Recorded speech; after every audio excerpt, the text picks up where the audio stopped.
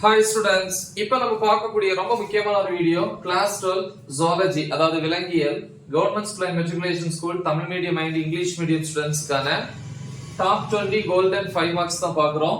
So இது public exam 2025க்கான final stage revision. So நம்ம 5 மார்க்ஸ் அட்டன் பண்ணணும். ஸோ 25 மார்க்ஸ், ஸோ 25க்கும் 25 மார்க்ஸ் வந்து ஸ்கோர் பண்ணணும் அப்படின்னா கண்டிப்பா இந்த கோல்டன் கொஸ்டின்ஸை படிங்க. So 20 golden questions.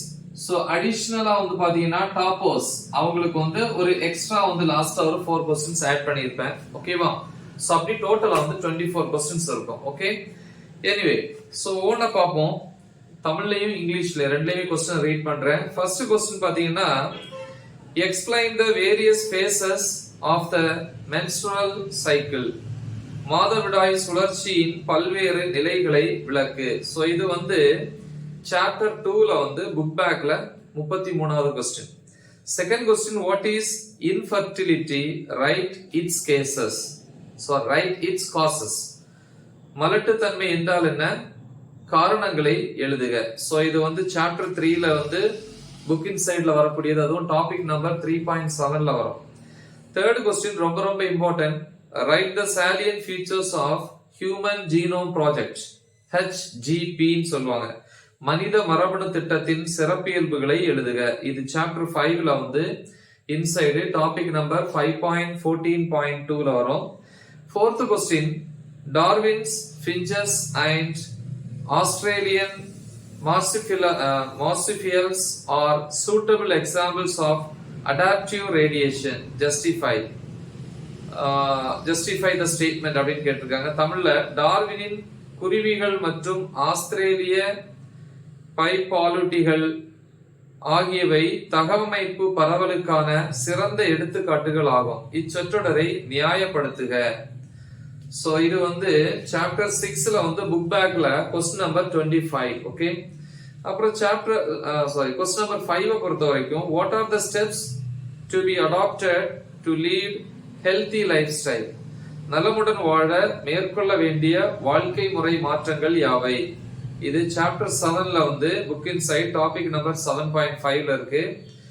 Question number 6, write the differences between primary and secondary immune responses. முதல் நிலை மற்றும் இரண்டாம் நிலை தடைக்காப்பு துலங்கல்களுக்கு இடையான வேறுபாடுகளை எழுதுக. சோ இது வந்து பாத்தீங்கன்னா சாப்டர் 8ல வந்து புக் பேக்ல வரக்கூடியது.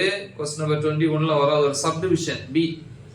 அப்புறம் question number 7, what are the advantages and disadvantages of cloning? விலங்கு நகலாக்கத்தின் நன்மைகள் மற்றும் தீமைகள். சோ இது சாப்டர் 10ல புக் பேக்ல क्वेश्चन நம்பர் 28. அப்புறம் क्वेश्चन நம்பர் 8 பாப்போம். what is population dispersion? explain its types. இனக்கூட்ட பரவல் என்றால் என்ன? அதன் வகைகளை விளக்குக. சாப்டர் 11ல வந்து புக் இன்சைடு டாபிக் நம்பர் 11.8ல வரக்கூடியது. அப்புறம் question number 9, write the general strategies in conservation. So தமிழ்ல வந்து உயிரிய பல்வகைத்தன்மை பாதுகாப்பின் பொதுவான உத்திகள். தமிழ்ல எப்படி, இங்கிலீஷ்ல எப்படி கேட்பாங்க, how can we contribute to promote biodiversity conservation அப்படின்னு கேட்பாங்க. இது சாப்டர் 12ல புக் பேக்ல question number 25. Next question number 10 வரீங்க. explain the process of sewage treatment. கழிவுநீர் சுத்திகரிப்பின் நிலைகளை விளக்குக. லெசன் 13 சாப்டர் 13ல புக் இன்சைட்ல டாபிக் நம்பர் 13.7.1ல இருக்கு. then question number 11, list out the essential properties of water. நீரின் முக்கிய பண்புகள். சாப்டர் 11ல book inside topic number 11.3. question number 12, how can we manage medical wastes and e-waste? மருத்துவ கழிவு மற்றும் மின்னணு கழிவுகளை நாம் எவ்வாறு மேலாண்மை செய்யலாம்? சாப்டர் 13ல புக் இன்சைட்ல டாபிக் நம்பர் 13.9.3 13.9.4ல இருக்கு. क्वेश्चन நம்பர் வந்து 13 பார்க்கறோம்.